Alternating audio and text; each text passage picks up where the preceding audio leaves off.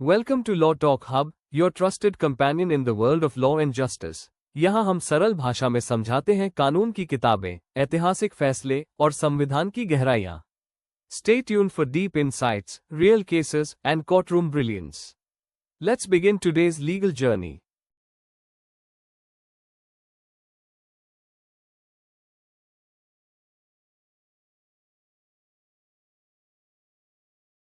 नमस्कार। आज हम बात करने वाले हैं एक ऐसे ऐतिहासिक कानूनी फैसले की जिसने भारत में न्याय और जवाबदेही पर चल रही बहस को हमेशा के लिए बदल दिया।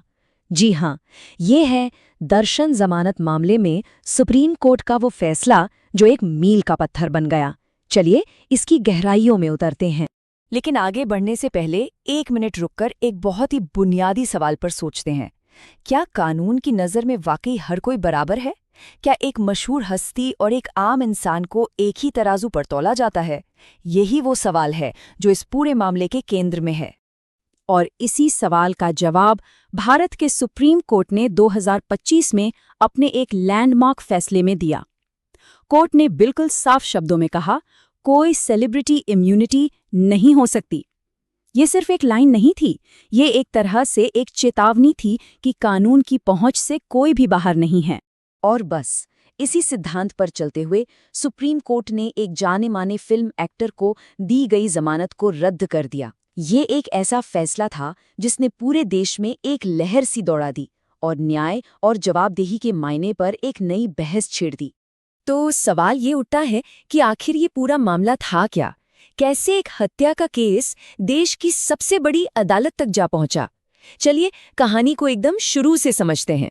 तो हुआ ये कि एक फार्मेसी कर्मचारी की बहुत ही बेरहमी से सोची समझी साजिश के तहत हत्या कर दी जाती है। इल्जाम किस पर लगा? कन्नड़ फिल्मों के सुपरस्टार दर्शन और उनके कुछ साथियों पर। लेकिन कहानी में असल मोड़ तब आया जब कर्नाटक हाईकोर्ट ने मुख्य आरोपी यानी दर्शन को जमानत दे दी। और बस यहीं से असली कानूनी लड़ाई शुरू हुई जब कर्नाटक सरकार ने इस फैसले को सुप्रीम कोर्ट में चुनौती दी। अब आते हैं इस केस के सबसे पेचीदा लेकिन सबसे जरूरी हिस्से पर। सुप्रीम कोर्ट ने जमानत को रद्द करने के 2 अलग-अलग तरीकों के बीच एक बहुत ही अहम फर्क समझाया। एक है एनलमेंट और दूसरा है कैंसिलेशन। सच कहूं तो इस फर्क को समझना ही इस पूरे फैसले को समझने की चाबी है। तो इन दोनों में फर्क क्या है? देखिए, एनलमेंट का मतलब है कि जमानत का जो ऑर्डर था ना, वो शुरू से ही कानूनी तौर पर गलत था। मतलब उसकी नींव ही कमजोर थी। ये एक तरह से निचली अदालत की गलती को सुधारना है।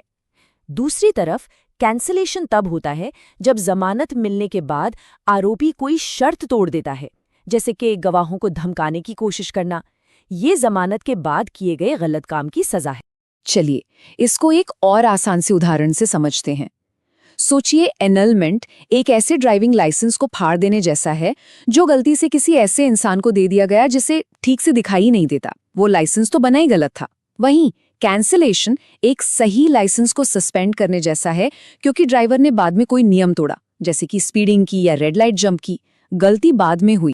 तो अब सवाल ये है कि सुप्रीम कोर्ट ने हाई कोर्ट के जमानत के आदेश को एनल क्यों किया, यानी उसे शुरू से ही गलत क्यों माना? वो कौन सी दलीलें थीं जिन्होंने इस पूरे केस का रुख ही पलट दिया? आइए अब वो जानते हैं। सुप्रीम कोर्ट ने अपने फैसले में जो शब्द इस्तेमाल किए वो बहुत ही सख्त थे। उन्होंने हाई कोर्ट के आदेश को परवर्स यानी मनमाना और लीगली अनटेनेबल यानी कानूनी तौर पर बिल्कुल भी न टिकने वाला बताया। ये शब्द अपने आप में दिखाते हैं कि सुप्रीम कोर्ट इसे कितनी बड़ी न्यायिक गलती मान रहा था। सुप्रीम कोर्ट ने एक एक करके कई बड़ी गलतियां गिनाई। पहली बात तो ये कि हाई कोर्ट ने सबूतों का इस तरह से विश्लेषण किया जैसे वो कोई मिनी ट्रायल चला रहे हों, जो कि जमानत की स्टेज पर नहीं किया जाना चाहिए। दूसरी, उन्होंने अपराध कितना संगीन था इस बात को पूरी तरह से नजरअंदाज कर दिया।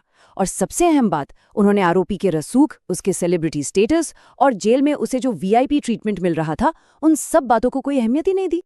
और यहीं पर इस फैसले का सबसे, कह सकते हैं, क्रांतिकारी हिस्सा सामने आता है। सुप्रीम कोर्ट ने कहा कि किसी का मशहूर होना और उसकी बड़ी फैन फॉलोइंग होना ये कोई बचाव का कारण नहीं है, बल्कि ये तो एक अतिरिक्त जोखिम है। कोर्ट के शब्दों में ये गवाहों को डराने धमकाने के खतरे को और बढ़ाता है। शायद पहली बार किसी की सेलिब्रिटी स्टेटस को जमानत के खिलाफ एक इतनी मजबूत दलील माना गया। तो ये फैसला सिर्फ एक जमानत रद्द होने की कहानी नहीं है।